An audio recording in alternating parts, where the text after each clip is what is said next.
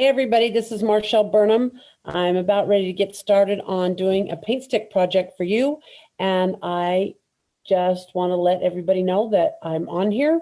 And in just a second, we'll get ready to go. I see a couple little goobers on my little thermometer guy. Okay. I'm a little past time. I'm a minute past, but I hope you're all out there and doing well, staying warm. There's been a lot of cold weather. Weather's being kind of crazy here too, but I hope spring is coming. So tonight I'm going to be working on this chicken and sunflower, rooster and sunflower thermometer holder. The thermometer goes right in here. And I have already done a few things to this piece to be ready to go. And I just wanted to do something kind of simple since I've only been home about we're going on day 2, basically. I got home in the middle of the night, Monday night, after being out on the road for 12 days, which was great, had great shows. Sorry for those that couldn't make it to the show, but I want to thank everybody that did come to the shows and support us and come by and either take a class or make a purchase or just say hi. And paint sticks were a pretty good hit this year, let me tell you. Paint sticks has always been really good to me, and I always want to share this with everybody. This is a technique I was taught 40 years ago, and about 2 or 3 years into this, the lady that taught me how to do this was wanting to slow down a little bit and had started going a different direction. And she knew I was doing really well with it. And she supported me wholeheartedly. And very nice lady, great lady. She came up with this technique and she told me, run with it. So I did. And I have been enjoying it ever since. So what I'm going to do tonight is put the color onto this chicken rooster. I keep calling him a chicken, but he's a rooster thermometer holder. And I'm moving him back and forth just so you can see how big it is. This piece is about, well, got a paper towel here. He's about the width of a paper towel long, and it has this beautiful sunflower on one side and this beautiful rooster on the other side and a nice board fence behind him. So I'm going to do some different things with him tonight just to show you how you can add some really nice color to him. Paint sticks, like I said, is my technique that I created, and I didn't completely create it. My dear friend Pat Kowalski created this technique, but I took to this, like as most people could say, duck to water, and I fell in love with this and have been doing amazing things with it ever since. Paint sticks, I will show you, and I have been cleaning these up because these got pretty beat up out on the road. I had them in bags, traveling them in my suitcase. A paint stick is an oil-based stick. So it is oil-based to the fact that you can paint on an area and you don't have to hurry and paint on it or go to the next area next to it to blend together. You don't have to hurry because being a oil-based stick, it stays, as they call it, open or wet for quite some time. In fact, if you were to leave this alone, once you put color on it, if you'd leave it alone, it would dry within 24 to 48 hours. But if you are wanting to continue on or get more layers on colors or do more things with it, you can spray it with porcelain spray. The object of the game for the porcelain spray is porcelain spray seals and sets the oil so that it dries the oil quicker and you can continue on. The awesome and wonderful thing about Shiva paint sticks is it has a self-sealer in it. So if you have not used a stick, and sadly today I have had to clean up a bunch of mess after taking these sticks out of the bags, and like I said, I made a mess all over my handles of and it comes wrapped in this paper to kind of protect your hands. They're sadly a mess. But what I'm going to tell you about today is I've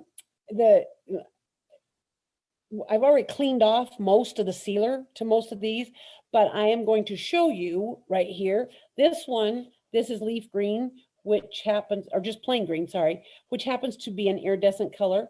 There are between 45 to 50 regular colors, and there's 18 iridescent colors, and there's 2 metallic colors. So you have a lot of color to work with. But what you do when you start your paint stick is you just take a paper towel and wipe it off, wipe the end of it off so that the color can start coming out.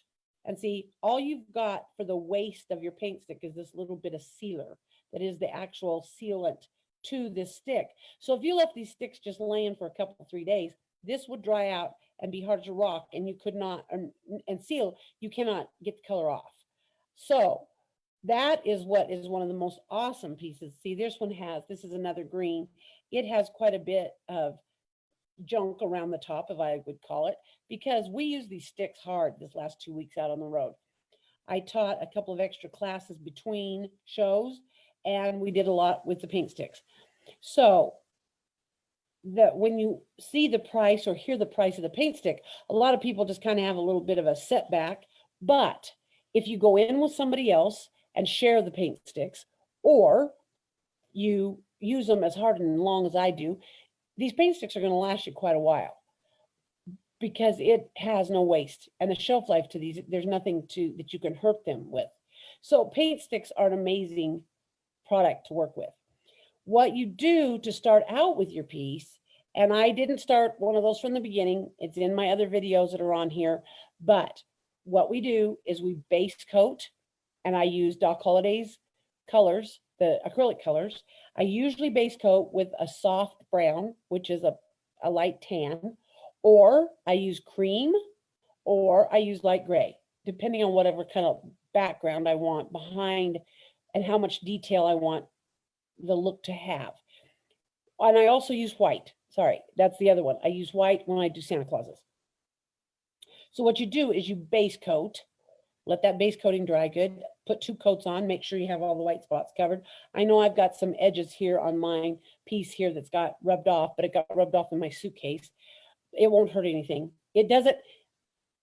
The reason you want a base coat is if you would take these sticks and go straight onto your piece, it's going to soak right into that bisque, and you're going to use a stick a whole lot faster than you need to. So base coating, then we antique. The antiquing we use is Marshall Burnham antiquing that I personally make, or my assistant Laura makes. And we sell that antiquing, and it's an amazing color because it's been the same color for 40 plus years. It's an antiquing that I learned how to make from Pat Kowalski many years ago, and a couple of other old timers used it in their shop just so that they had the consistency of the same brown all the time. So that's a recipe that I had shared for many years with people, but now I sell the product as it's just a product that I sell. So that is my favorite antiquing. We usually use the dark brown. I have made it in other colors, and it's nice to use. Same thing, great consistency, a little bit goes a long ways, and the color has been the same forever. So after you have antiqued and wiped back, you would let this set and dry. You can leave as much or as little antiquing on as you want. Better to take off most of the antiquing. If you have places like down in here that the antiquing is dark, that's all right, but you just want to let it dry good. Then after I usually try to do it like the night before I'm going to do a piece, and then let it set overnight. Then I spray with porcelain spray. I'm spraying with porcelain spray so it gives it a tooth to hang on to, meaning the paint stick has something to help hang on to it, because after you've antiqued, things are wiped back, they're very slick, and then your paint stick doesn't want to stick. So that process has already been done to this piece. We got the brainy idea that we thought we'd have time to paint while we were out on the road, and we bought this thermometer can be purchased from Brenda at Brenda's Place in Georgia. She has some amazing pieces. She has a lot of really fun pieces that you can do paint sticks on. So we thought we'd get some time. Well, that didn't happen. We were a little busy. So what I did to this piece so far, because tonight what I'm going to talk to you about, I did a piece before I left and showed you a little bit about your shading. I'm going to do more on the shading, but I'm also going to show you how you can bring and make areas like his tail have some amazing color in it. So what I wanted to do, and I also am going to add some things down here to these sunflowers, again, just to make things pop. And I'm going to show you about the shading on this, around him on this board fence. So I just wanted to show you a few extra things that just happen when I'm painting. And that's the things that you learn when you come to class. Yes, you come to class and you think, oh, she's got nothing new to teach me. Well, there's a lot to grasp when you take a class, and a lot of things you've got to know or get to know or get the feel for the product.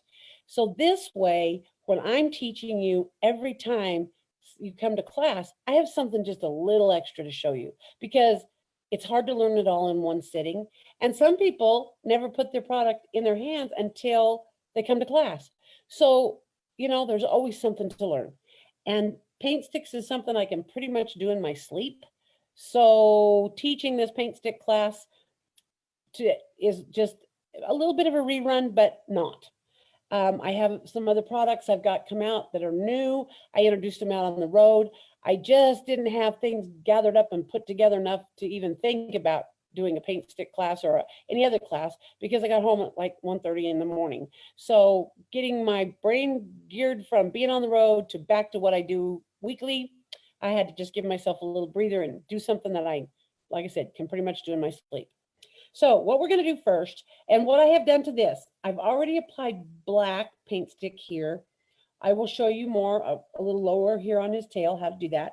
And I've already applied, like I said, some color into some of the sunflowers, but I'm going to start in the background, because you want to learn to be able to do that with your projects. You want to learn to do your pieces like putting on your clothes. You put your socks on before you put your shoes on. Well, you're going to do your background before you do your rooster on top, so that this is out of the way and you're not trying to get it in around him as you're doing the top part.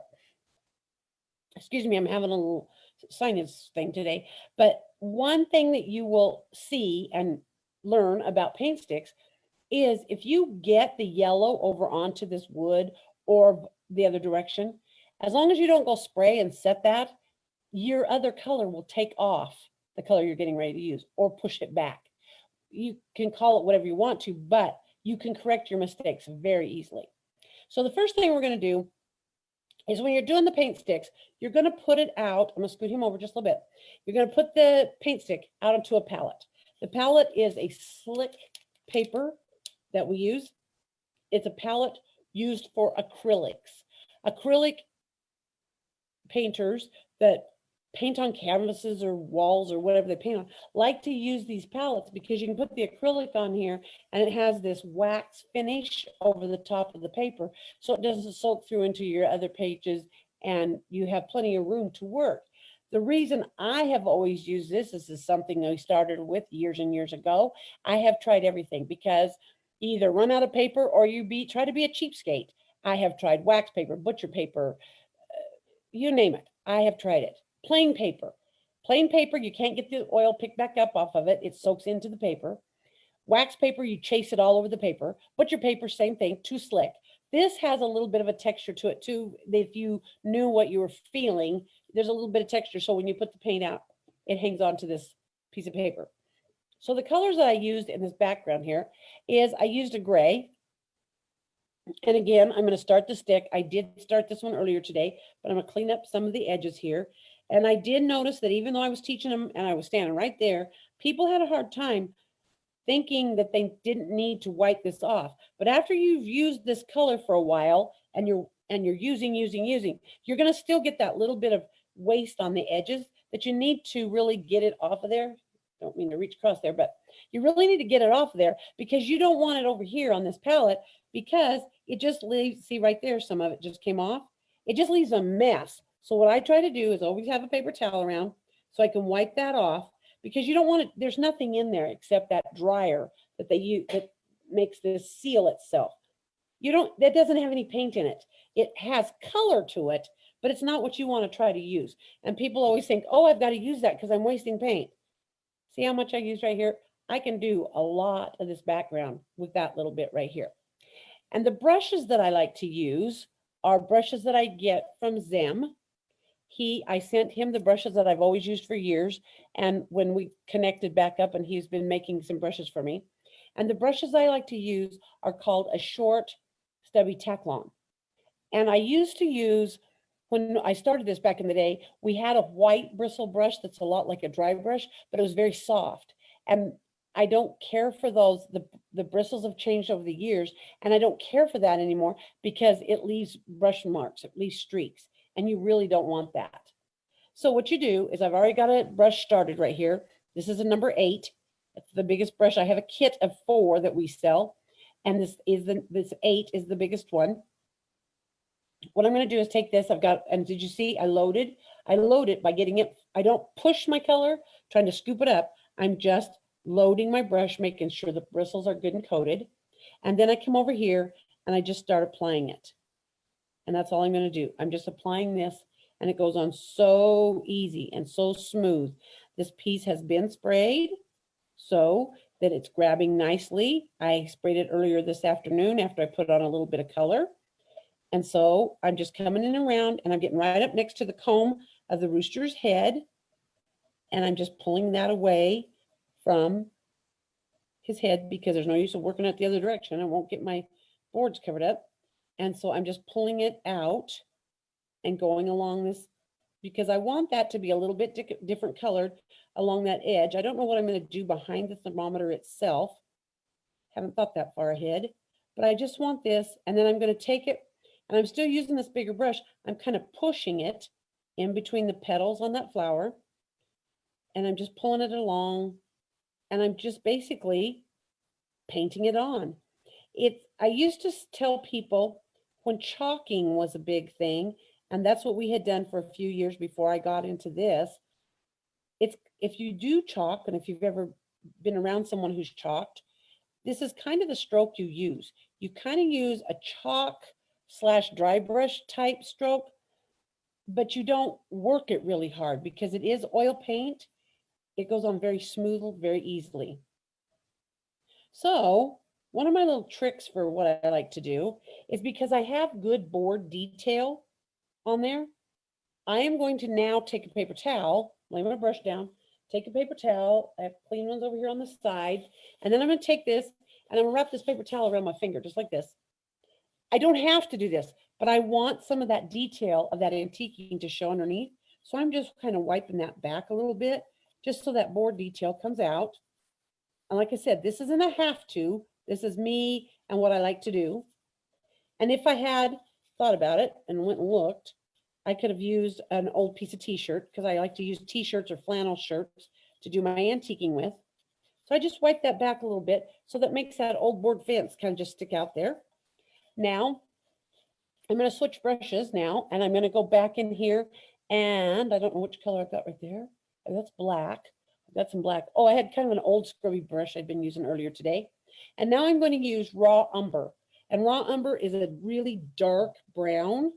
And again, I need to knock off that junk on the edges. Like I said, these paints got used hard this weekend. So I'm going to just put some more of this brown, this darker brown, just there in a little spot. And you don't have to put a big old piece of, you don't have to use half a sheet to do that. Just a size about a 2-inch to 3-inch circle is all I ever put out. And now I'm just picking up my paint. And I'm going to take this and I'm going to right around this rooster's head. And I'm just kind of pulling that in there. And even if I get on there, I'm not going to worry about it because I'm not going to spray this until I'm done. And so I'm just going to move that in here. And then it's going to make that look like it's a shadow around that because it would be shaded around him. And then I'm going to go back, get that paper towel, wrap that around my finger again. And I'm just going to kind of blend that together just so that there's a little shading around him, just to kind of make it stand out a little bit. So when I put the color on him, it's really going to pop and really make it stand out. And if I have it on his comb, I'm going to I just took the paper towel and just took it back off. And then I'm going to go back in. And like I said, this brush is kind of a scrubby brush. It's been kind of beat up. So I'm going to come back in here and I'm going to pull this away. And I hang on to my scrubby brushes, guys. I hang on to my beat up brushes because I do a lot of skies and a lot of backgrounds on my pieces. I don't just leave them. I don't like to leave the backgrounds not done. Some of them you're going to have to do that. You kind of learn to do that. But most of the things I do, I put it on there. I put a background on. And then I'm going to go in here and I'm just going to pull it around that flower So when we do this flower, it will really pop with color. And like I said, I did this earlier this afternoon, and this brush has been sitting in here. We have the shop pretty warm today because we're having a real cold, blustery day today. Today's a good day to paint. The sun's shining, but man, it's cold out there. So my brush is stiffened up just a little bit, but I didn't wash it. I didn't wash it. I did this a couple of hours ago, but I still didn't wash it. Because once you put this in the cleaner that we wash with at the end of the day, there's too much liquid in there. And then if you go to your color, you're going to have too much liquid and it's going to be too liquefied and you're not going to be able to control it. So you don't want to do that. Okay, so that's what I'm going to show you how to do the shading. Last thing I'm going to do to shade on this fence, to show you a little bit of shading, I'm going to use, I think I don't have the right brown. I have this brown and I use burnt sienna and it's a reddish brown. I put a little bit of that out. And I'm picking up a little color. And then I'm going to run that in the creases of the fence. And those lines and just where that crease is at. And I just heard my phone, so I will get that turned down so it's not in the background. So I just come in and put a little bit of color here and there on the fence. I'm not taking a long time and making the fence the big deal. And I'm not going to do this whole piece won't get finished tonight, but I just wanted to give you guys the part of the reason I came back in here and did Paint Sticks again tonight is, like I said, lots of interest in the Paint Sticks and a lot of new people who requested, and I took names and had people join the group, and I approved their to get into our group to see the videos. Sorry, I'm stammering because I'm doing two things at once. Sorry. But what was fun about this, about being able to tell people about what I do, it makes me feel so good. It's when people said, well, do you have a video on this? Well, yes, I do. But you need to get on Facebook and become my friend. We all need to be friends, right? I love making new friends, guys. I love seeing new people and getting started with new people, and it's just fun. All right. So there's the fence. That's what we're going to do to the fence. And he's got more fence over here under his flower and around, but we're going to concentrate on some other colors just so you can see how to get started, okay? So now I'm going to go in and I'm going to work on that tail. I want to show you how to put that black on that tail feathers. Okay, again, the color's ivory black. I've got a little green where it doesn't belong. Oopsie. And then we're going to put this back out. And I'm going to go with my black brush. And what I do, I know everybody that took class was saying, oh my gosh, you got so many brushes. Hey, when I get done at the end of the day, there'll be a wad of brushes this big because I keep my brushes and stay with those colors in each brush because you never know when you might want to step back and touch up something. Like right now, I can see where I kind of rubbed off his black from this morning or earlier today. So what I've done is this has already got black on it, but I'm going to come in here and I'm going to show you. Just cover this whole tail feathers. These tail feathers are going to be all black and you're going to think, oh my gosh, what's wrong with you? Well, what's wrong with me is I like color, and this is how I start to get tail feather color on a rooster, because that's one of my favorite things. Animals and Santa Clauses. Oh my Lord, I've painted so many Santa Clauses over the years. I can't even tell you how many Santa Clauses I've painted over the years. In one of the buildings I was in with my shop, I probably had 150 Santa Clauses in a display that went all covered a whole wall. We built shelves on it, and every time, that's when Gare was so popular, and every time they came out with a new Santa Claus, I got the mold and I did a Santa Claus. And I've since then downsized, and Lord knows where all those, I've got a lot of them here in my shop now, but Lord knows where the rest of them are. I'm a Santa Claus collector, so that was right up my alley. So see, all I'm doing is covering this whole tail feather part in black.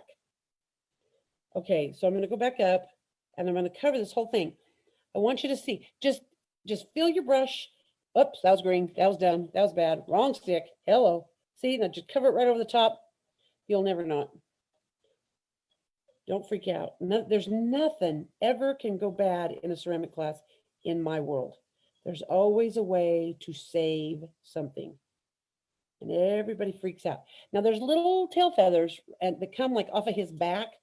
And I am not a chicken, what do you want to call it? I don't know the word I want to use. I cannot do the pieces parts to chickens.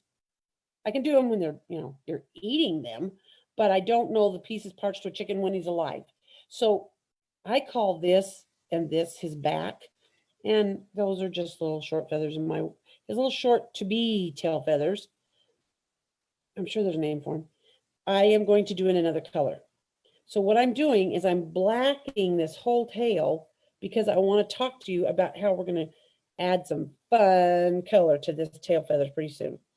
So I'm just keeping my brush full and putting on the color. I'm covering all this up.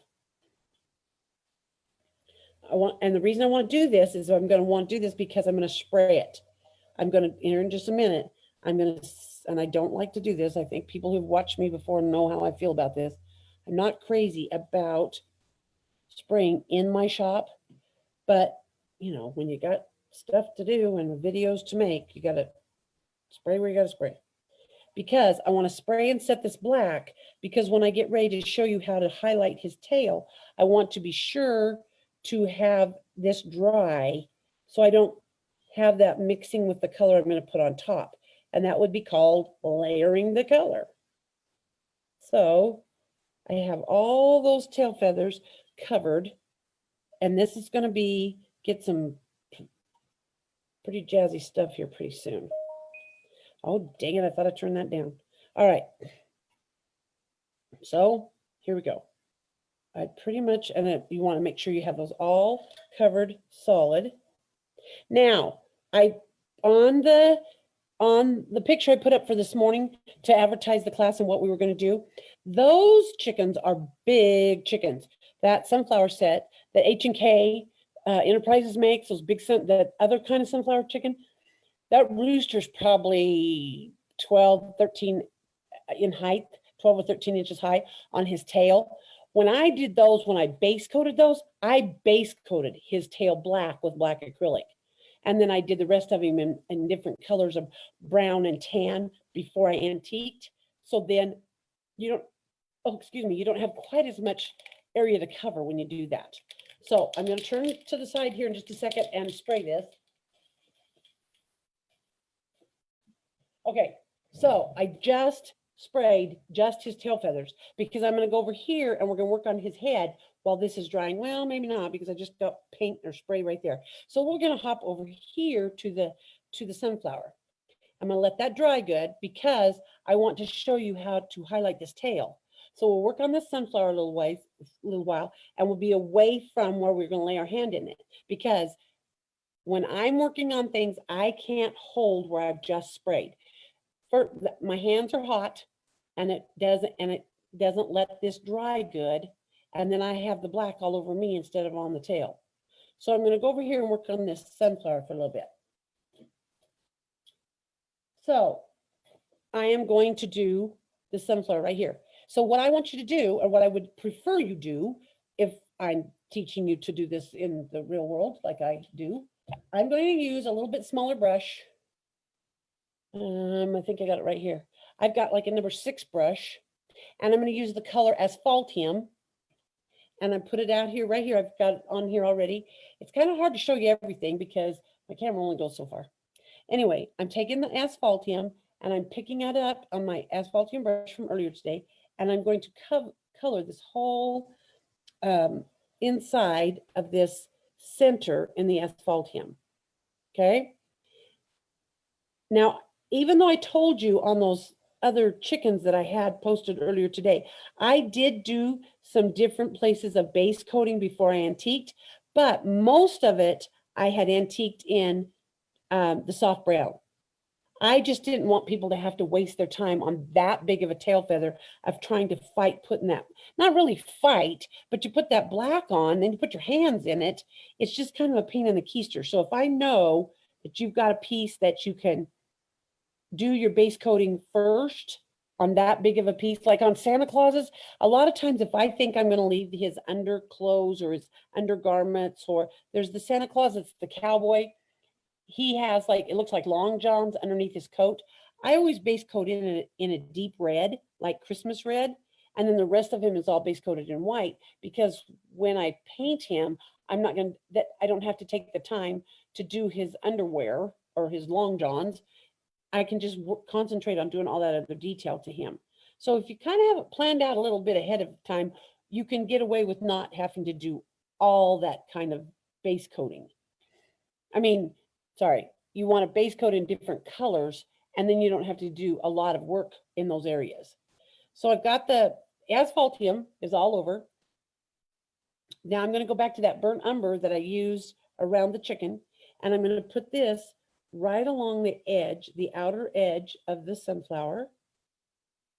I'm just putting a little bit of a shading. I'm not covering that whole center because I want some of that asphaltium to show. So I just kind of laid that over the asphaltium. The asphaltium color is still wet.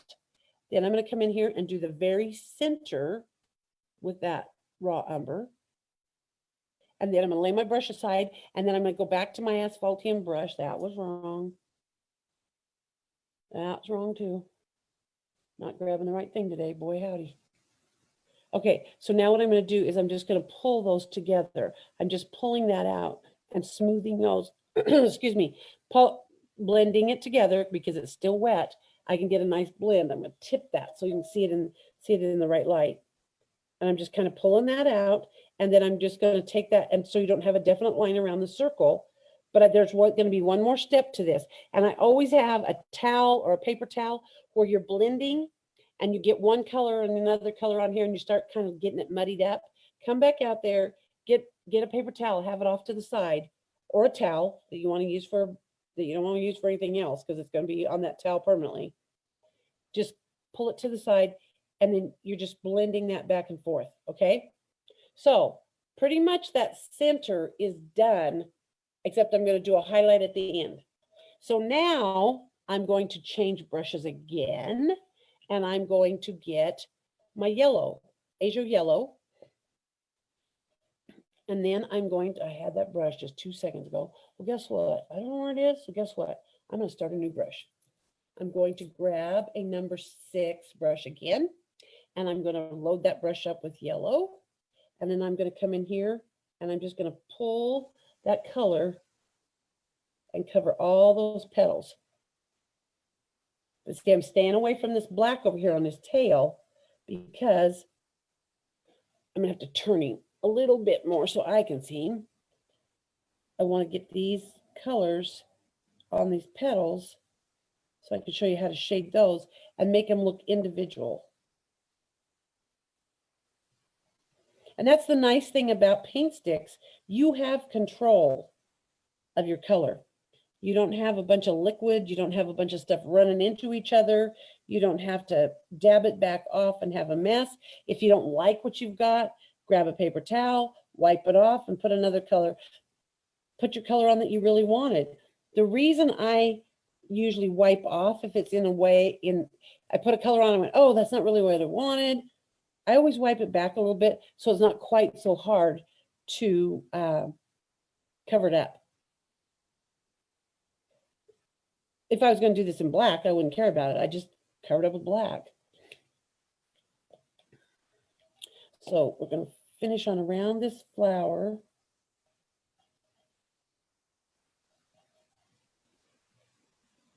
Keep your brush full. Always keep that brush full. If you don't, you're not going to have enough color on there. And then if you have a dark antiquing underneath or dark enough you can't cover it up, then you're going to have to do many layers of color to cover it up. And you can do as many layers and as much color as you want and as many times as you want. You just have to spray in between to set the oil, and you just keep on going. Me, I'm usually a 1, maybe 2 coat person. I'm done. But I also have done this for a long time.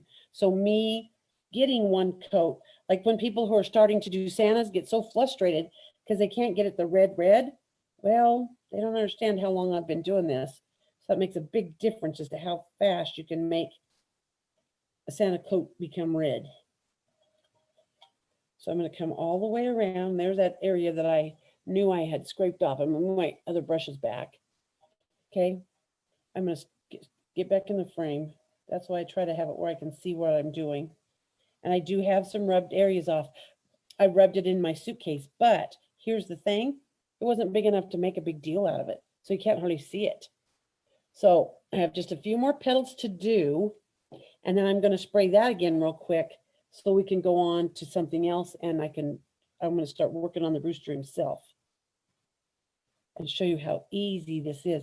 Now, if I was going to do this, oh no, I always do this because my stuff is in enough people's hands that in my eyes, if I don't have this done the way it should be done, somebody's going to give me a, you know what, hard time because I preach to the choir kind of thing. When I finish a piece, I always get, like, I would bring this color. This color will be all the way around. I always finish the bottoms and the backs of everything. That is just how it's supposed to be. And some people say, oh, why do I have to do that? Well, I'm never going to turn it over. Well, you don't know that somebody like me might not show up and say, why didn't you do the back of that? You always want to finish it because you never know who's going to be looking at it. Now I have a little area right here that I want to I got a little yellow, I didn't want it. So I just went in there with my brown brush. See, you never know when you might need to touch something up. Just go back in there and touch it up a little bit. All right.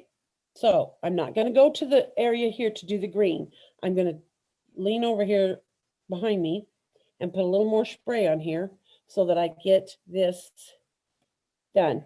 Okay. So I have enough color on there. All right. So I just put a little bit of spray on there to set that color. So I'm going to turn him back around so he's the right way up. And I'm going to go on to do the head. I'm going to work on the head of the chicken. Rooster, rooster, rooster. I can't remember, get that going on here. So what I'm going to do with this is I'm going to start with the burnt sienna. I don't know why I guess I don't know why I had burnt sienna out here. I did earlier today for some reason. So burnt sienna is this reddish brown, and this stick is looking pretty sad.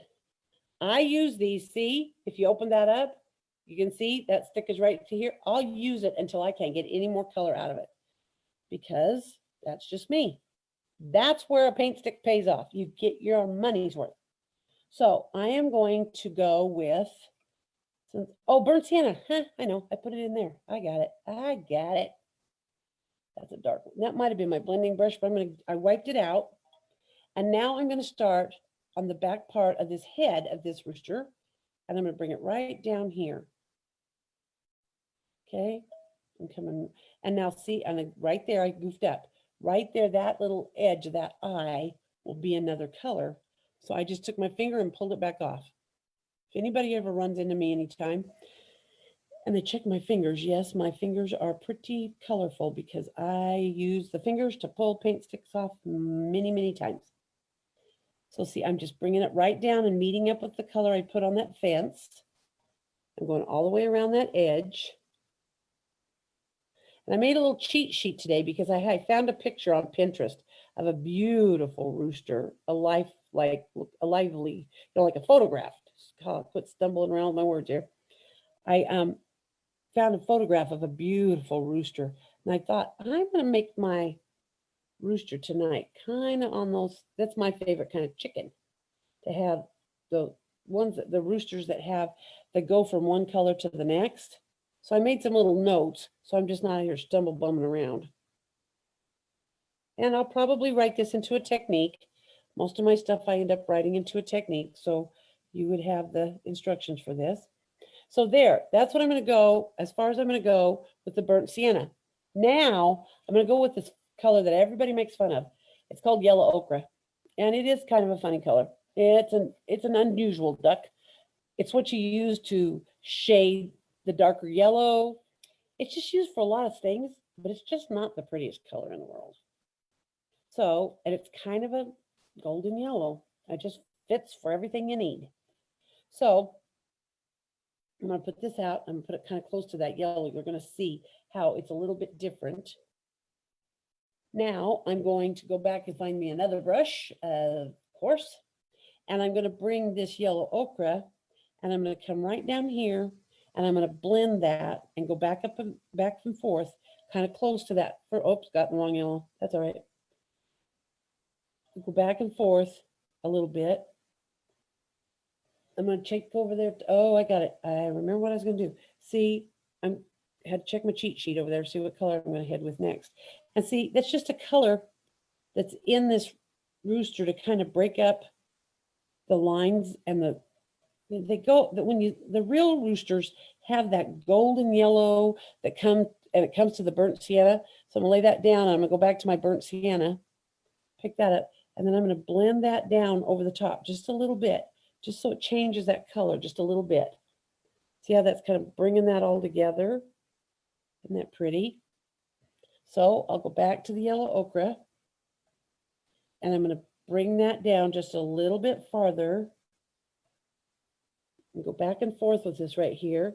And then, just because it gives a breakup of the how things are working on his neck, then now I'm going to change to burnt sienna is the ones I was using first. Now I'm going to go to barn red. Barn red is more of a terracotta. This burnt sienna is a reddish brown, but then barn red's just a little bit different. And when the company made these colors back in the day, because some of these colors they've been out ever since I've been starting. See, burnt sienna's over here. They're kind of far apart, but let me put burnt sienna out again. See, it's a little bit different. And the barn red just has more of a reddish terracotta look to it. So now I'm going to change again, and I'm going to go to this barn red, and I'm going to bring this up. And if you had them together, see, when you lay them together, there is definitely a different color there, but that's just going to give you those other colors for this rooster to have fun colors on the way his feathers are growing. And again, when I get to the yellow ochre, I'm going to take my yellow ochre brush and I'm just going to blend over the top just a little bit, pick up some more yellow, and just have that blend and come together to just float from one color to another. And if you wanted to, the definition of in this rooster, he's got enough color, you could kind of just streak that up through those deep creases in his feathers, and then go over it again with the yellow ochre to just blend it all together. And that just gives him some more definite detail. Now, on this picture that I found of him, I'm going to stop. I'm not going to go clear out to the ends. I'm going to hold this up for you a little bit. I'm going to hold this up here. I'm not going to go all the way out here because this picture that I found just intrigued me how they did the ends of his feathers. And in a minute, I'm going to switch to an iridescent color just because it's one of those, oh, I know what I'm going to do kind of things happens. And these little feathers over the top. See, I'm not going to clear out and doing those tips. So I got something I want to show you. I always love it when I have one of those days that you see that picture and you go, oh, I know what I'm going to do. Problem being is that's how my mind works all the time. I know how they did that. I can do that. And I'm going to go back up here and up here, up on his head a little bit farther, I'm going to go up in here and do this color right here and blend it back up into there. But I've got a plan. And I don't want to change colors till I get it all where I want it. See, that just kind of, now go back to that yellow ochre brush and just kind of pull all that together. I'm very softly pulling that all together right there. Okay. Now, I'm going to go back here. I'm going to do a little bit more. And I'm going to put it on to these lower feathers. But see, I'm leaving some open space because the next color I'm going to use, I want to be really vibrant. And I think it will be. If you don't have another color underneath, then it'll look really good. Really good. Okay. So see, I've kind of just hit and missed, laid these in here. And don't be afraid to try this, guys. Don't ever be afraid to try anything. When you're painting and you've got a plan, I had a guy one time come to class and he painted this bear. He wanted it to look like a grizzly bear. And he painted it the craziest dang colors I ever saw. And that was, he didn't want to do paint sticks. He did it with a dry brush type thing, but he wanted to antique at the end. Well, he put the god-awfulest bright yellow chartreusey color on that bear over the top, kind of in a dry brush. And we antiqued him. And that bear was to die for because he had that light golden color over the top. So don't ever be afraid to try. I thought he'd lost his mind that night, but man, was that a pretty bear. And he was just a little bitty bear. He was putting it on top of a box or something. So you don't ever want to be afraid to try. Okay. So what I'm going to use, because the picture I saw had this bright golden orangey color on the edge of those feathers. I'm using watermelon, iridescent watermelon. Okay. So now I'm going to another brush. Find me another brush. Another number 6. I'm assuming, I don't know, I've worn all my numbers off my brushes. So I'm going to pick up this watermelon color and I'm going to bring it up here. Now look at that. Oh, isn't that pretty? And I'm going to blend it up into that, to that barn red. Oh, man. Oh, now I got it on as black. Oh, so here's a boo-boo. I don't know if you can see it in my, but right in there, which is kind of hard to see. Right there's a funny spot. Well, I got my watermelon one. I didn't want it. So I just took my wet black brush and picked it up. So I'm just going to see, look at that. That's so pretty. Oh, it's turning out so good. So don't ever be afraid. I don't know how to, oh, yes. I don't know how to show you. I don't know how to show you. I guess pick it up. Look how pretty that is coming together. Oh, I love it. And I'm going to go up here with these little tiny feathers here in the top. Might not be able to be this color in real life, but guess what? This is my chicken. This is my rooster. Okay. And I'm just blending those together and just giving this sassy pants rooster a jazzy. Do this so you can go back up in here, go back up in there and get back up into these where it's hanging over that. And I know. I told you, go over the top. Well, today we'll pretend like I know what I'm talking about. I'm just going to go back in here and just give him some highlights. Oh, he's so pretty. And then if you wanted this darker, if you wanted to get down in there and be darker down in those creases, you could even use your black. You could even use your black a little bit and just give him a little bit of a, like that, just once in a while. Just so, because you're going to head for that tail. Just a little bit here and there. Don't be afraid. See, just like that. Okay. All right, now I will come back with that watermelon brush. Now, after I go over this and kind of blend that black and darken those creases, you definitely want to wipe that brush out before you go get more color. You want to get that cleaned out a little bit. And that just kind of makes this all come together. Okay. All right. So, and I'm going to take the black and go between those tail feathers right there and put that black back in because the watermelon kind of covered it up.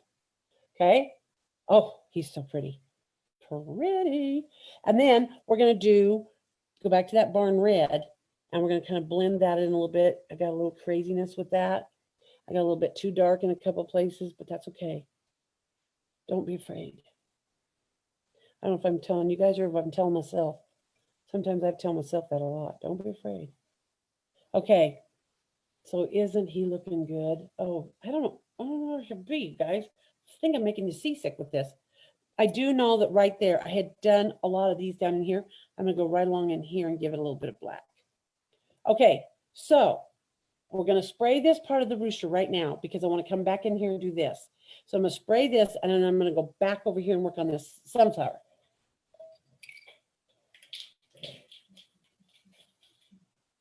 So what I did, so I can be over here, I tipped this away from me and sprayed down this way. So it's mainly hitting this tail part and not being, so I just saw some black, I didn't get in there. So I want it to be away from working over here while we're doing this.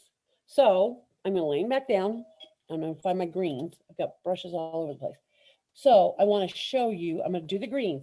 So I'm going to work on, sorry. I'm going to work on these greens right over here. I really should put this in, but tonight I don't want to focus on just one thing. I want to show you a lot of stuff here. So I'm going to go over in here and I'm going to work on these greens and I'm going to use meadow green. Okay. So we're going to put that out. Here's a meadow green. And we're going to come in here and we're going to have a number 6 brush again. Oh no, this is number 4. Sorry. Lied. I lied. So I'm going to just do this leaf right here. I'm going to do this leaf right here. And this brush is probably didn't get cleaned out very good. It's kind of stiff. And I know every year I tell myself when I go out on the road, I'm not going to let the students use my brushes. Well, my class brushes have gotten so bad that I feel horrible putting crappy brushes in people's hands. So I let them use mine. They get worn even more. And then I go back and start replacing brushes. And no, I don't throw them away. I never throw brushes away. I'll find a use for them someday. I have wads of brushes around here. It's never, okay, got green on the yellow. Pull that back off. So I go clear down around. Oh God, I'm not in the camera. Sorry. I'm over here. Okay. So see, this is what I'm gonna do with my greenery. And then I'm gotta get some more. Too many colors out here, people. Imagine that. I get too excited when I'm painting too. I'm covering all of this, and then I'm going to come back in here and I'm going to shade this a little bit. So I'm putting the meadow green over all of the leaves, all these leaves, and over the stem. Okay. So I'm going to pull it down to this first set of leaves that are coming up here. Pull it all the way down, going all the way down. So I can be away from it, Like I said, I'm not going to spend a lot of times on greenery because I got other stuff I want to show you. So now, again, I'm going to change brushes again, and then I'm going to go to the Old Sap Green. Old Sap Green is one of my favorites too. I'm going to try to scoot my stuff over here so you can see it. Old Sap Green's real dark right there. It's great on evergreen trees, Christmas trees. That's my favorite go-to on those. So here we go. I'm going to find a kind of a small number 4, not completely tiny. And then what I do with this is I come in right here. Oh, Lordy, I'm not in the camera. Sorry. I'm right here. And then I'm just coming underneath and shading that leaf just a little bit underneath here so that you can see. And I'm only going to do that. Okay, turn it so you can see it. I've got it underneath here. And then I'm going to go along this underneath edge here and pull it along, just so it just has a little bit of shading. And then if you want to highlight and get a really good highlight on your leaf, go back to your Asia yellow and then just barely hit it. So that pops that leaf right out there at the bottom. Okay. I got to wipe the green out because God knows what I'm going to do to this yellow brush pretty soon on that rooster. Sorry. And then I'm going to take the sap green and I'm going to come down the stem. Okay. So I just gave it a little bit different color. I'm not going to go all the way around that edge. You could make this really dark on here, but I'm not going to. Not today. I'm going underneath that other leaf, underneath the petals of the sunflower, and I'm going to go along that outer bottom edge. See? And then I'm going to do the center vein right here. And then I'm going to go back to that yellow brush and do a little yellow right here to make it pop. And I probably, after I'd spray this, I would probably come back in and put some more dark in those veins just to have a little bit more definition. If you're going to define everything else, you might as well do some good stuff on your leaves too. These are nice big leaves. All right. So I'm going to spray the sunflower again and go back to the rooster. Okay. So flowers wet, leaves are wet. Now on this rooster, we're going to go back. Let me find my cheat sheet. Got my wings. I'm going to go back to that barn red. I'm going to make this in here, that barn red. Okay. So, gotta find the barn red brush. Here we go. And I'm going to do this first section of his wing. I'm going to do that barn red.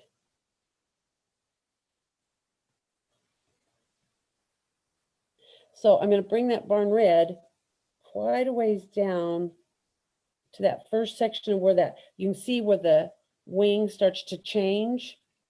I'm going to bring it down to that row of feathers.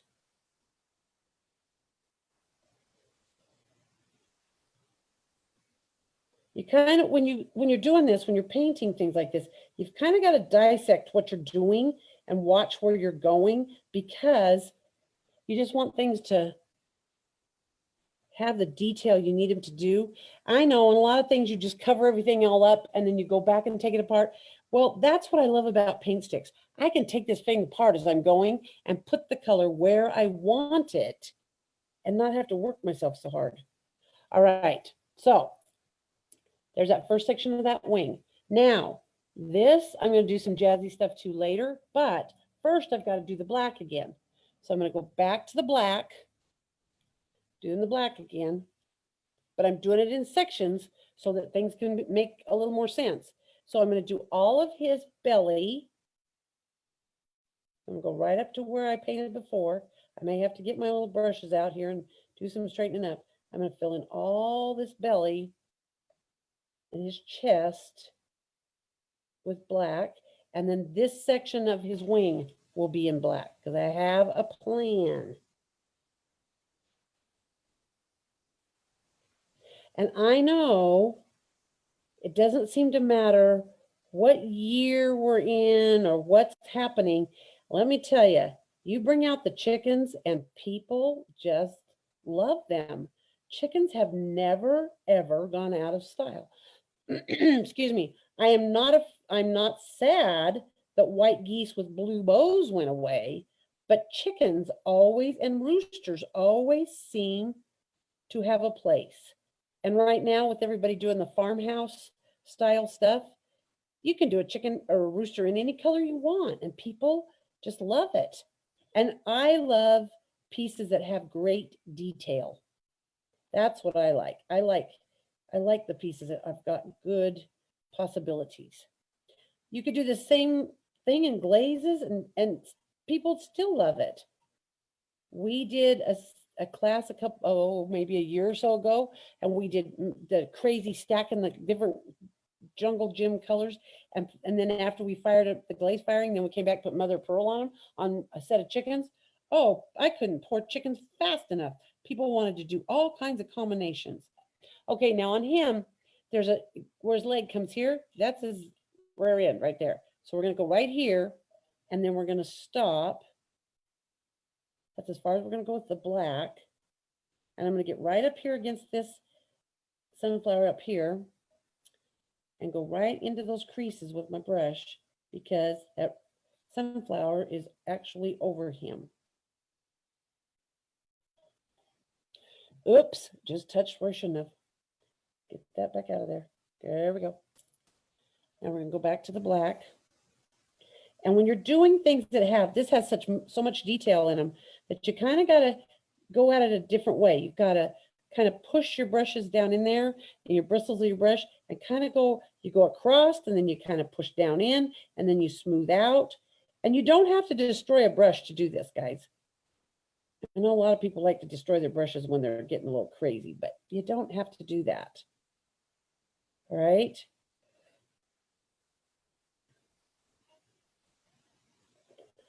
Whoops, touched the wrong thing. Okay, so that whole chest of that chicken, rooster, oh, dang, I'm having a hard time with this tonight. It is a rooster, and I know that. And then I'm going to go in here, and I'm going to do this section all black as well. Okay.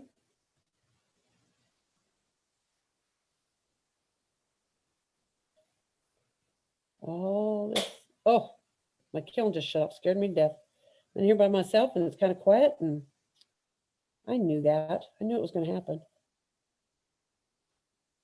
That snap gets you every time, no matter how many years you've done this. When that mousetrap sound goes off, you know you've done good.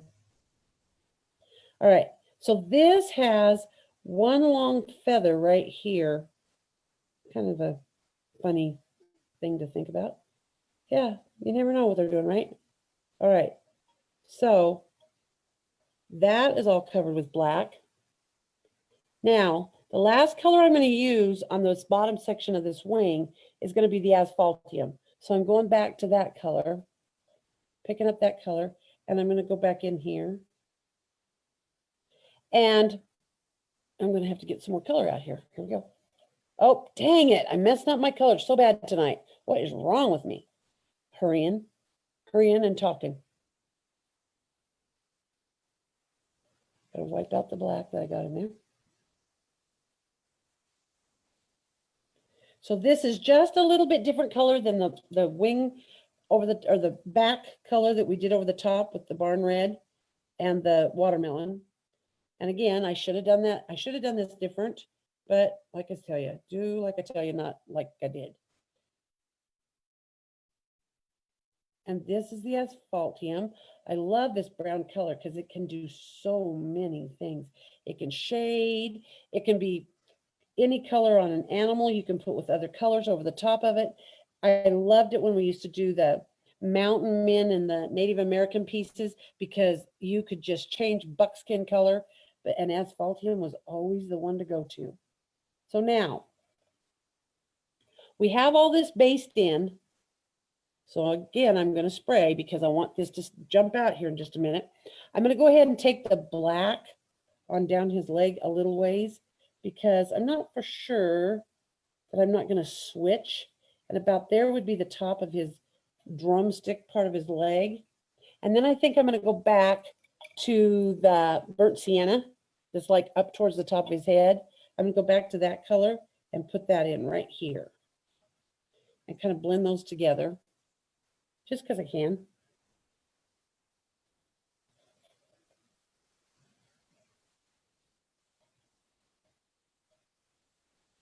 And then I'm going to change this down in here. So see, I'm bringing that back up. Okay, burnt sienna, let's find that. Okay, I'm going to put this back out again. Putting burnt sienna back out on my palette again. And then I'm going to bring that red, I'm going to bring it, oh, I don't know that I'm showing you very well. I'm going to bring that back up. I'm going to push that back up. And what I'm doing is when I'm pushing it up with that black like that, it kind of is bringing the black and blending it together, which is fine. That's what we want. I'm not into the animals with lines. Sorry, I just don't do that. I do the blending thing. I took quite a few years of decorative painting slash toll painting is what we called it. And I learned with oils. So when I got to do ceramics with oils, oh man, I was excited. So, okay. So see his body, oh, I lay him down. If I lay him down, maybe you guys can see him better. Okay, top to almost the bottom. I think he's looking pretty good. So I'm going to spray him again, and then we'll work on his head a little while before I show you the fun part. Okay, I'm gonna let him dry just a little bit. Let me see. How are we doing, guys? I want to see my comments here. Hey, Brenda. Hey, Deb. Hey, Marie and Talisa. I want to order the bisque and you're antiquing. Probably another set. Okay. Talisa, we'll have to get this bisque from Brenda. Brenda in Georgia. Oh, Brenda said wax paper tears really easy. Ha, Brenda from Georgia, you tried to cheat, didn't you? So I'm just telling you. I know I get off the screen. Sorry, guys. Sandy just told me I was off the screen. I know. It's hard to paint and be out here way out. I'm used to painting in close. So while this is drying, okay, we're gonna let this dry just a little bit. I'm gonna go up here. Oh, here we go again. Get back down. I'm gonna go up here and work on this red because this is all drying. We're gonna go up here and work on this just so you know what I'm doing here. So I'm gonna go here with Tombote red. This is the best red. Oh, when they came out with this, I thought I had died and gone to heaven. This color's probably been, it was one of the later colors that they came out. And they have not come out with any new colors for quite a while, guys. I think they've got it pretty much covered, which they kind of do. And if you want a color and want an idea on a color, how to make, make it, I can let you know if you have questions about that. But they pretty much have done all the colors they can come up with, I think. And the last few colors that they did come out with, they came out with like a marsh green, a periwinkle, and a fuchsia, which is a bright pink, and the periwinkle is kind of a purpley blue. And I wasn't real impressed with them. They don't have a real deep, definite color to them. So that's kind of hard. When you're trying to come out with new colors, sometimes it just doesn't quite work. So now I'm going to go and do this, and I'm going to show you this wonderful red. I love this red. While this guy's drying down here, I'm going to the red, and I know my palette's off the paper, off the screen, but this red, this Tomate red is to die for. And I know that it doesn't look really red right now, but, and I'm using kind of a soft brush on this just because it's got a good edge on it and I can get down where I want it to. But don't ever be afraid to do another coat. And that's what it takes to get that great red, is a lot of times it takes 2 coats. Like I said, have done this enough times that, you know, me and 1 coat usually makes it. But tonight I'm kind of going slow on this and filling it in. But usually once you get the red all on and don't have the streaks in from your brush, which if you use these brushes, guys, you will not have the streaks. I kid you not, these brushes are nice. And when I told him about the brushes and the way I wanted them made, they were kind of a combination of what I had found on my own from another brush company and a brush I used to be able to get back way back in the day when we did decorative painting. But those were very expensive brushes. And he was the color, the Taklon hair he can use now is just right. These brushes are great. I cannot tell you how much I love Zem brushes. I just can't tell you enough. They're just the best brushes for everything. He has a full line of everything. I mean, he knows what people need and want, that's for sure.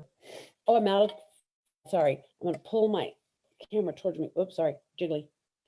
Pull it towards me. So, and then when you're going to go around this eye part right here, I would definitely go to the little number 2 brush that we have, because you're not going to be able to get that in there. If you don't, you're not going to be able to get that covered. So see, this little number 2 just is awesome. So in the set of brushes that I do, you get a 2, 4, 6, and 8. And they are such good little brushes. If you take care of them, and what I do at the end of the day, I wash my brushes. Oh, I got turning around. I can't see what's going on here. We got a shape going weird. Got it. I got it. At the end of the day, I wash my brushes really good. I have a jar that they call a coil jar that you use for washing out oil brushes. And it has a coil in it. So when you run your brush over the coil, it takes off most of your paint, and it doesn't fuzz out your brush. And then when I have and I wipe it out on a paper towel, and when I'm getting no more color coming out of the brush, then I take it to and wash it with hot soapy water, with brush cleaner. I have a really good brush cleaner that I like that he has. And then it just keeps your brushes in good shape, and it keeps them soft and pliable and easy to work with. So see, once you get all that red on there, you didn't think at first it looked really red, but this is red. This is red enough for me. And what I'm going to do to that beak is I'll go back and use that yellow ochre to get that kind of golden color. But again, I'm going to get all this red on here, and then I'll go back and put his beak on after that dries.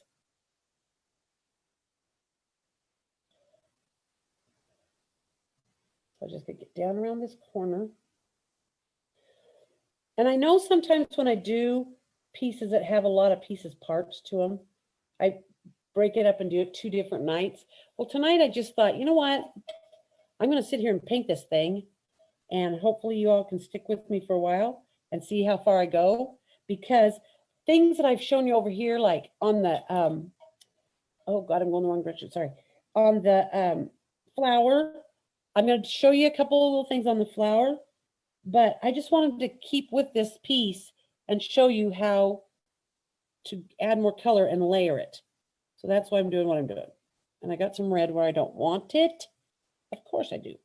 So I'm going back to my gray brush, and I'm just going in there and picking it up. There it goes. So, okay. So I just about have this red where I want it.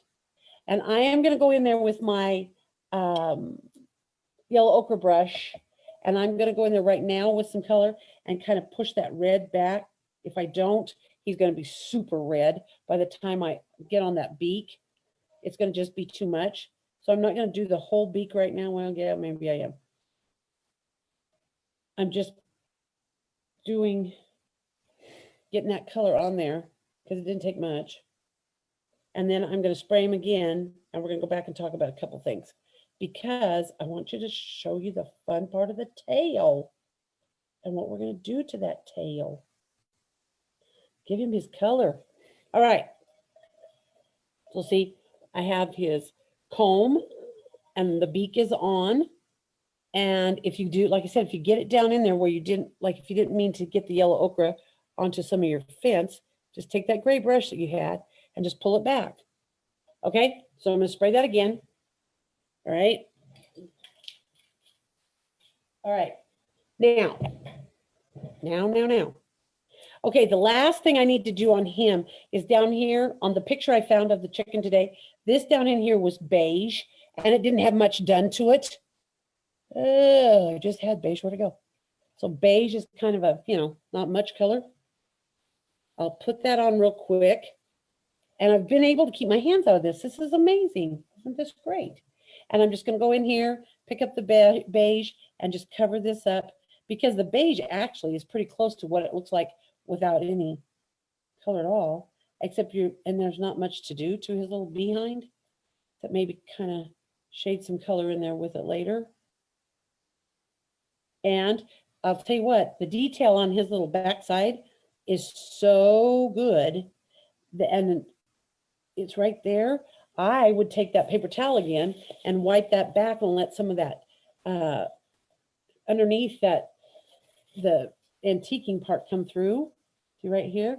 So that you wouldn't need to do much to that backside part. There's greenery that goes up behind that looks like leaves. I'm not going to worry about those right tonight because we can paint leaves any day. And now I'm going to go back in with the black. Oh dear. I'll go back in with the black and I'm just going to kind of pull that down over the top so it kind of fades so you don't have a definite line. Okay. There's a little bit of fading in here like that. Okay. So I'm probably not going to do too much more back down here on the back side except I got too much black right there. I'm just going to blend that together with that beige brush. All right. So now, since this needs to dry for just a minute, I'm not going to spray it. I'm going to turn this around so we've got the sunflower in the picture. And right in here, I'm not going to put it I'm not going to touch the chicken's body. But what you could do with this sunflower is you could go back and use that yellow ochre that we used on his beak and also on part of his head. Wipe it out good so you make sure you don't have any other color in it. You could come in here with this yellow ochre and then you're going to go between the petals and you're going to start putting in a little bit of color. See how pretty that is? It's kind of hard to see because it just doesn't pick up in the light real well. But the other thing we could do to make it so it stands out, you know what? I'm going to go find that watermelon. We're going to use some of that watermelon again. And I'm going to use the yellow ochre brush again. I know I told you to use it. Let's see if you pull that in. Oh, there it is. Now you can really see it. That just helps pop that. And not only do you go between the petals on the creases, come from the center out just a little bit onto the petal, just to give that sunflower a little happy face, you know? That's what I love about sunflowers. They look like they have cute little happy faces all the time. I'm going to go between all of those and I'm pulling it up there. And I'm just going to keep just giving it some little highlights. And I'm just going to make that little sunflower. And if you get color where you don't want it, oh Lordy, what did I do with my yellow brush? Oh, right there it is. Found it. Got a little greenery looking because I highlighted those green leaves. I just pulled that green off of there, and then I'm going to go back in there where I got it out too far. I'm just going to blend it just a little bit. Just blend it. Okay. So I'm just going to pull that from the center. So see, you can just, and there's other colors, all kinds of colors. The red, which I didn't get out and leave out, the red that's in the iridescent color, it kind of has a brassy, coppery look to it. It's always pretty to highlight a sunflower with. You can use all kinds of stuff, guys. You could just mix you some colors up. Now, when I'm talking about mixing colors up, don't take your color out, put a circle of color, and then take another stick and put the same or different, sorry, Don't put one color on top of another color. You put the two colors out next to each other, use your brush and pick it up and go to make your color. I usually take my dark to the light. Because if all you're going to do is screw up the end of that stick, and that's not pretty. You don't want to do that. Okay. So now I'm going to pull that from the center. I just kind of do a real fast, light, feathery touch for a stroke on these to pull these out and get some color in them. And then, this is going to be fun too. Then you go back in. I'm going to pull that back because I got too much. And if you wanted to, like a couple of these flowers have pretty definite creases in their petals. See, that just brought that sunflower right to life. Now, then the next thing you want to do to bring that sunflower even more to life is use the iridescent brown. And you can even, I can't even peel that back tonight. Iridescent brown on my palette. See, look. See, I'm staying all inside my little circles of color. I'm not even using half a palette, guys. And people, sometimes when I teach class, I'll look over and they got one color using half the palette. I'm going, oh my Lord. They're chasing their color all over the place. Anyway, so I'm taking my brush that was the asphaltium brush, wiping it out, and I'm going to that iridescent brown. And now I'm going to come in here and real lightly touch the top of those where I put that asphaltium on there. Oh my stars. If you could see this in real life, how jazzy this center of this color is. And that just gives that some life, and you can see the glitter. You can see the shiny part of it. Yep, you're right there. So there's the shiny. And I'm not crazy about this. I'm not liking that I don't have enough dark in there. So I'm going to grab another brush and go over here and put a little bit more dark in here, just to darken that real little piece right there. And now that brown over the top just brings that to life. How fun. How fun was that sunflower? Okay. Now we're going to do some fun stuff. Okay, we're going to do his tail feathers and his wing. And we're going to use iridescent turquoise. That is going to be so much fun. And if it's not bright enough and not showing enough, we can always go in with another color. Sometimes you need to use like a little bit of the iridescent blue or the iridescent sapphire. This will bring this to life. So I kept my old scrubby brushes that I like to use for in there. If I could show you, let me show you right over that. See how beat up that is? That's my sky brushes. And I'm going to load it up with the turquoise. I've got it in that turquoise color. And now I'm going to real easy go across that tail feather. Oh, that's so pretty. Oh, I love it when I get to play and make the color come to life. And I just did one feather. And that's what I'm going to use on the wing. Now, this is where you do like your dry brushing. You're going to go across the grain, not with the feather. You're going to go across the feather to get that color to pop, right? Here we go. I love it. I love it. I love it. I love it. So now, because I like this color so much, I'm going to go up here and I'm going to go across his feathers of the chest up here. I got to get some more color. Oh, this is fun. This is my favorite part. And then I'm going to also, the picture I had of him today, it had it up here on the little chest up here, kind of let it run out as you come down the belly. But then they also had it along this part of this wing right in here. But because I've got, and I don't want it to be all just one color, since I've got it on just that wing, I'm going to go back. Now I'm going to use the sapphire, put that out, and I'm going to get another brush. Of course I am. Another scrubby brush, and I'm going to take that sapphire and I'm going to deepen this color right here. Oh, yes. There we go.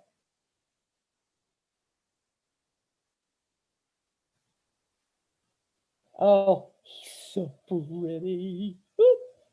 And now, since I used that on there, and I've kind of made a turquoisey sapphire, I'm going to go up here in this tail feather, and I'm going to do the next feather.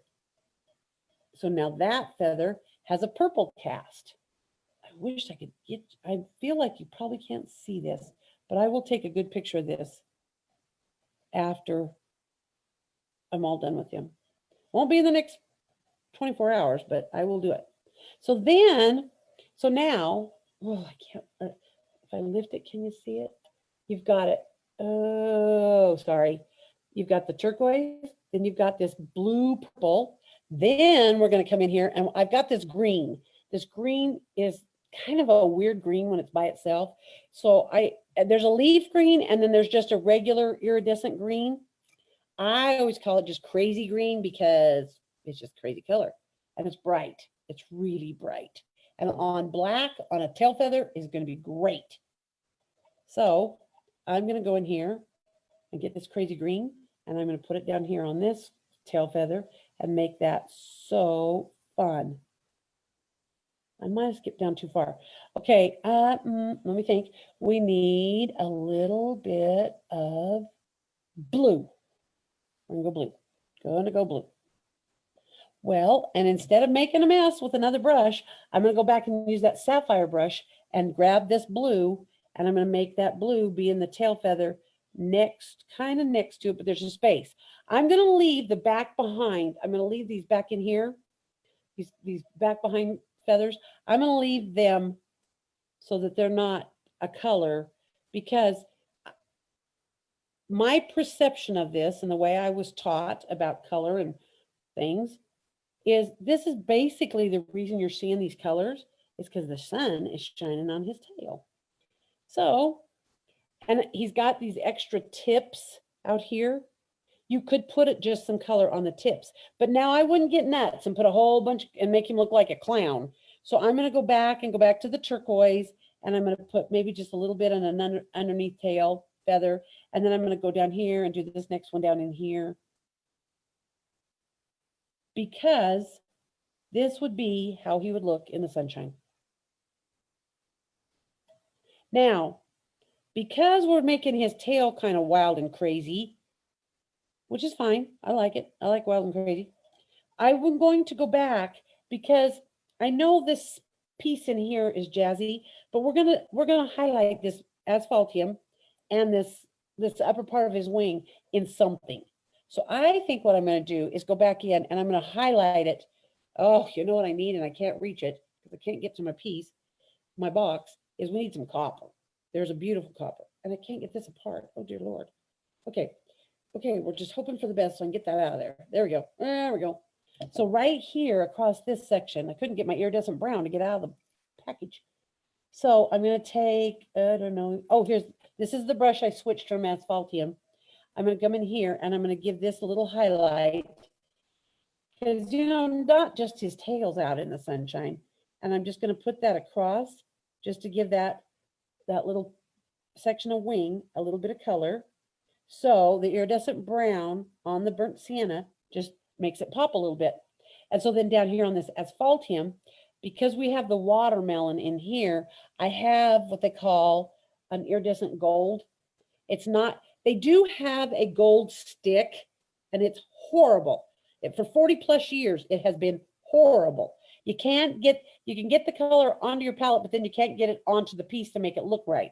So I don't even tell people to buy that color. They have a great silver and a great copper, but that crazy gold is awful.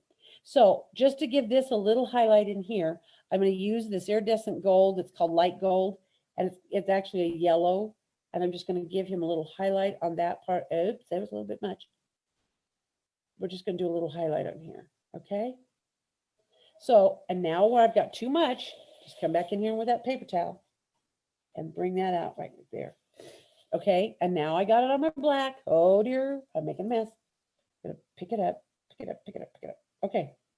So he is just coming to life.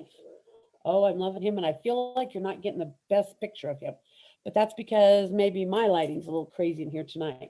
But look how pretty he's turning out. So now down here on these sunflowers, I probably will go in with, let's think. Oh, let's do iridescent brown because the iridescent brown's up here. Let's go down here. I'm going to get that brush that I just had iridescent brown in. And I'm going to pick up some iridescent brown.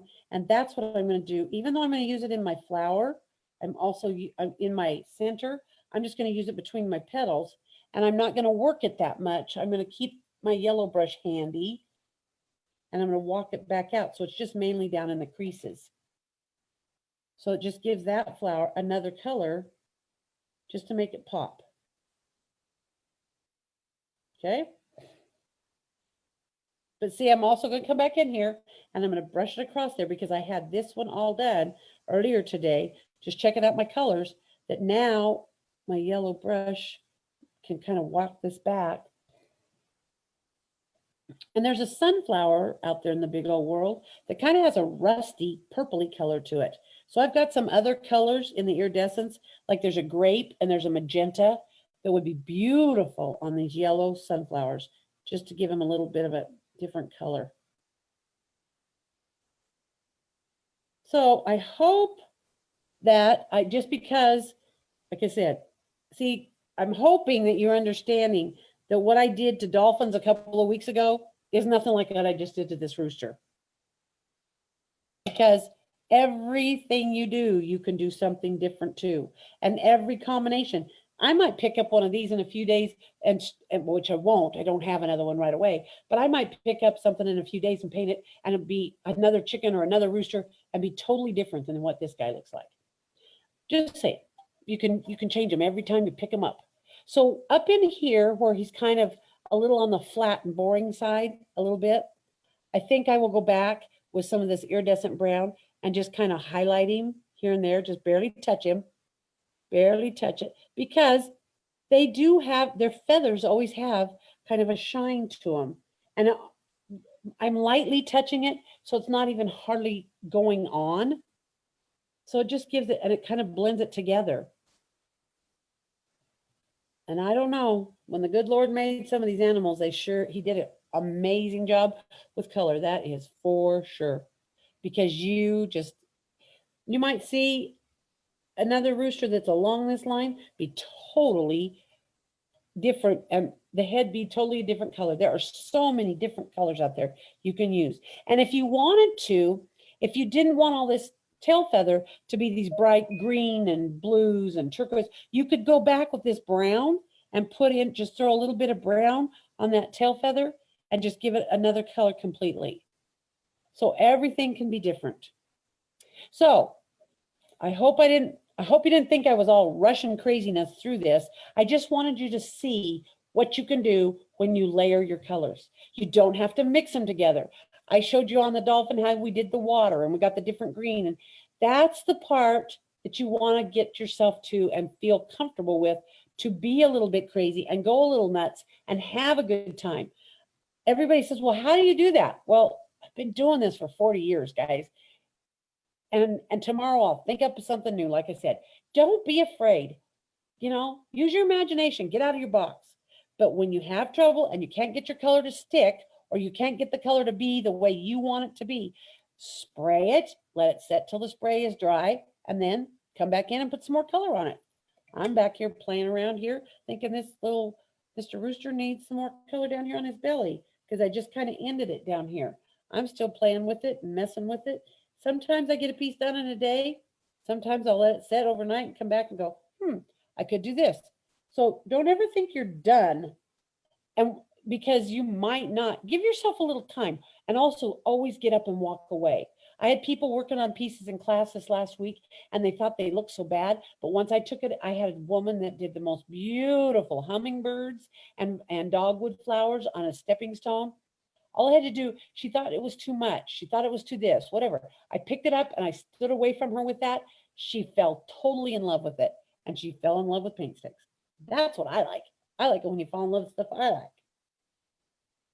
So this is my chicken rooster, whatever I'm going to call him tonight. I just can't think about this. This is what I do. This is my world. This is what I don't want to think. I can do this and just get lost in it. So I hope that you all enjoyed this class. I hope you all had a good time. I do have instructions out there for the sunflower chicken that I put on the website today, or up on the Facebook. I do have instruction for that.